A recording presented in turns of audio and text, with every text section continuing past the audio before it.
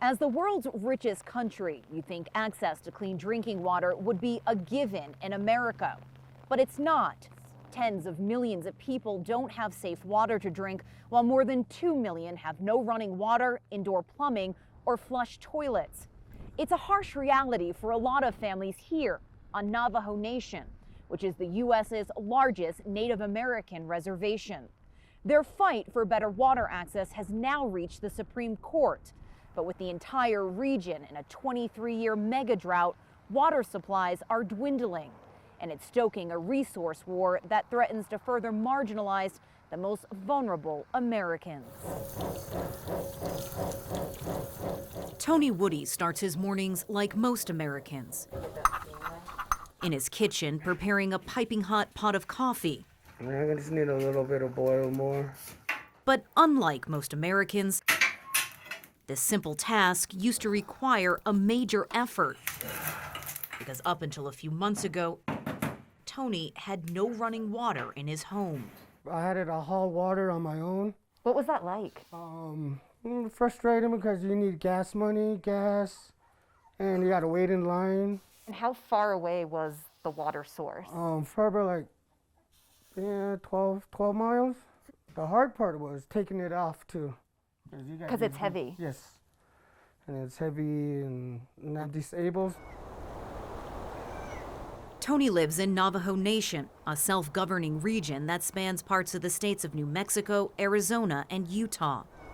Some 200,000 people live on the reservation, which was founded under an 1868 treaty when the U.S. said it would give a permanent home to the Navajo after forcing them off their native lands.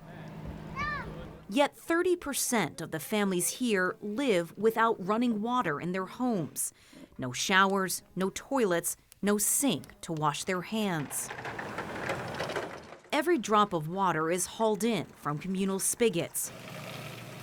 Besides the massive inconvenience, there are major health implications, which became abundantly clear during the COVID-19 pandemic.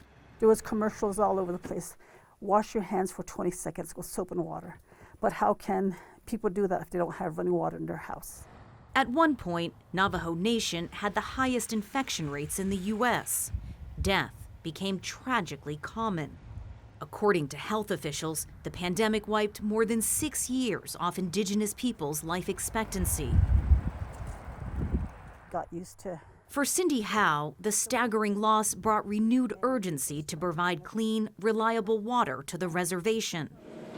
She works for the nonprofit Dig Deep, which has installed more than 560 off-grid water systems, including Tony's. 4,500-liter tanks are dug into the ground and filled monthly,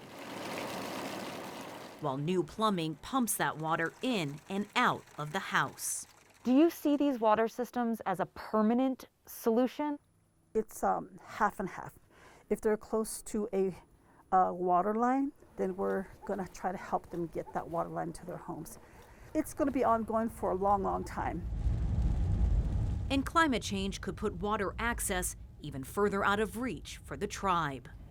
It's been rainy and wet on our trip through Navajo Nation, but this type of weather is becoming exceedingly rare. The entire American Southwest is in the grips of a 23-year megadrought, and researchers say that it's the driest it's been in at least 1,200 years, with absolutely no end in sight.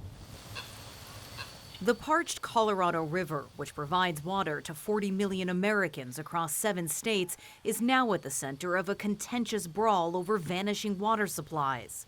The river's flow has dropped 20% since 2000, while its 2 main reservoirs are only about a quarter full. The government has asked the states to slash their water usage, but so far they haven't managed to reach an agreement. Funding. Heather Tanana is an assistant professor at the University of Utah Law School. I wonder how you see the battle over the Colorado River right now between the 7 states playing into this issue of water access for Native people. It definitely is increasing tensions. For 20 years, Navajo Nation has fought for access to water in the lower Colorado River, which flows along the reservation's northwestern border. The tribe says the government is obligated to provide it with water under the 1868 treaty. So with climate change happening, everyone is wondering, where's my water going to come from? And nobody wants to give up their current rights. But the reality is that tribal nations haven't been able to fully utilize their water rights. And so what that has created is an unequal playing field and real imbalances in power. The case has now reached the Supreme Court, which must decide how far the government's responsibilities go in ensuring water access on the reservation. Repeated requests for comment from the Department of the Interior and the Bureau of Reclamation went unfulfilled. But Ann Castle agreed to talk. She's the former Assistant Secretary for Water and Science at the Interior Department and believes Washington now has an opportunity to correct what she has called a shameful state of affairs. You can't have a permanent livable homeland without water. Exactly how much water that represents is unknown. So if the government is required to provide a permanent homeland, but 30% of Navajo people are living without running water, has the government broken its promise? Well, I think that we're in the process of fulfilling those responsibilities. $6 billion has been set aside in the new infrastructure law to build, among other things, safe drinking water infrastructure and reliable sewerage systems in tribal communities. But experts say it will take years and continuous investment to bring water into the homes of every Navajo that wants it. How has it changed your life, having access to water inside your home? You know water is there instead of walking outside in the cold or in the heat. I like it. It's beautiful. Beautiful to finally have reliable access to a life source that most Americans have taken for granted for generations.